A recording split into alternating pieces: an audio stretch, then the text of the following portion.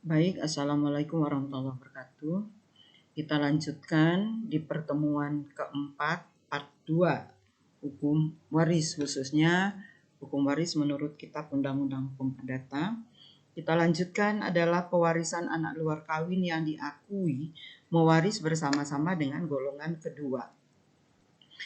Jika anak luar kawin mewaris bersama-sama dengan golongan kedua dan ketiga, maka menurut ketentuan pasal 863 ayat 2 Kitab Undang-Undang Hukum Perdata, jika waris hanya meninggalkan keluarga dalam garis ke atas dan saudara-saudara, maka anak luar kawin menerima setengah dari seluruh harta warisan jika ia mewaris bersama-sama keluarga dalam garis lurus garis menyimpang, maka ia menerima 3/4 dari harta warisan. Nah, jadi dalam hal kasus ini, dalam gambar ini, bahwa kita lihat pewaris meninggal dunia, meninggalkan ayah dan ibu, R dan S, satu saudara kandung D, dan seorang anak luar kawin yaitu E. Jadi diingatkan lagi bahwa garis putus-putus itu adalah menunjukkan hubungan perkawinan tidak sah. Jadi melahirkan anak luar kawin atau anak tidak sah. Nah, pembagiannya, bagian E mendapatkan setengah dari seluruh harta warisan. Sisanya setengah ini dibagi rata antara ayah dan ibu, R dan S, dan saudara. Masing-masing adalah sepertiga dari setengah, maka masing-masing akan mendapatkan 1/6. Nah, jadi saya ulangi lagi bahwa apabila anak luar kawin mewaris bersama-sama dengan golongan kedua, maka bagian anak luar kawin itu adalah setengah dari seluruh harta warisan, dan setengah sisanya itu diberikan kepada ahli waris golongan kedua. Selanjutnya,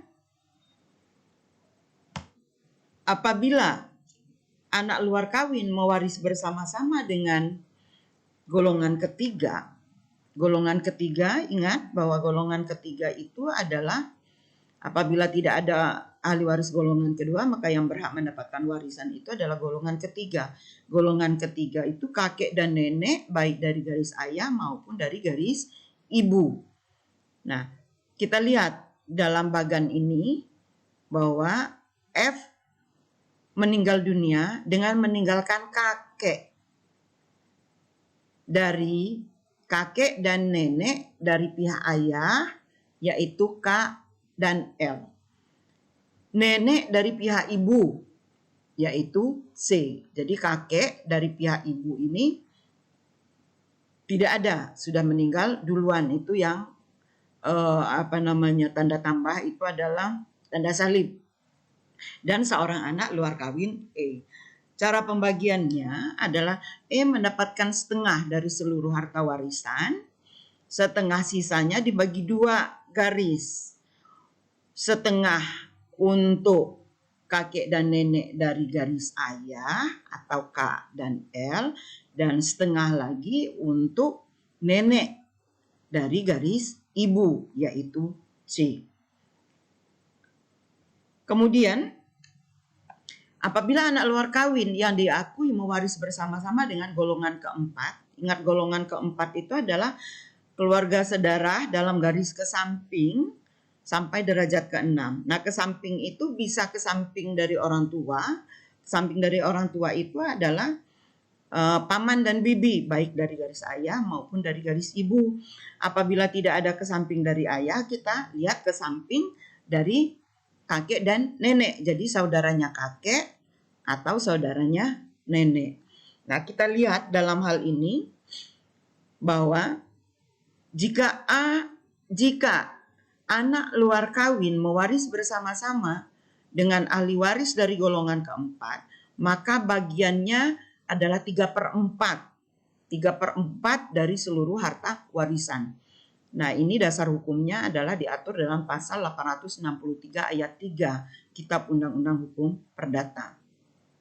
Nah, kita lihat dalam hal ini si G ini pewaris meninggal dunia dengan meninggalkan keponakan dalam derajat ke-6. Keponakan itu adalah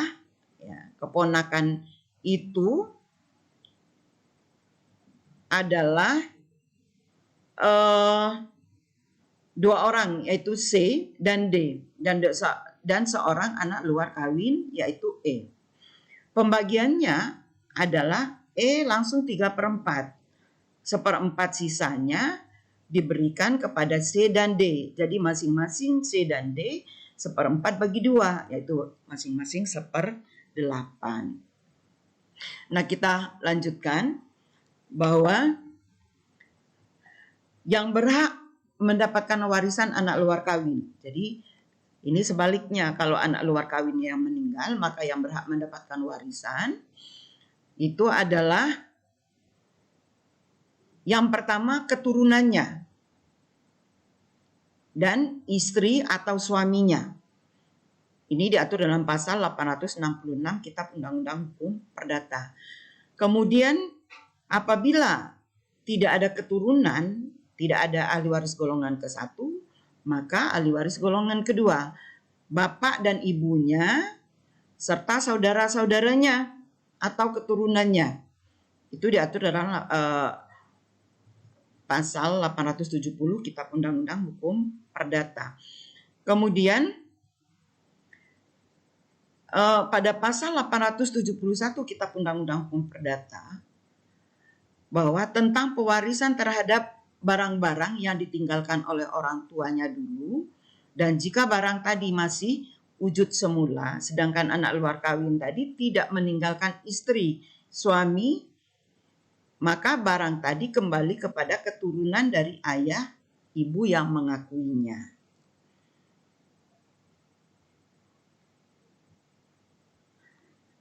Kemudian kita lihat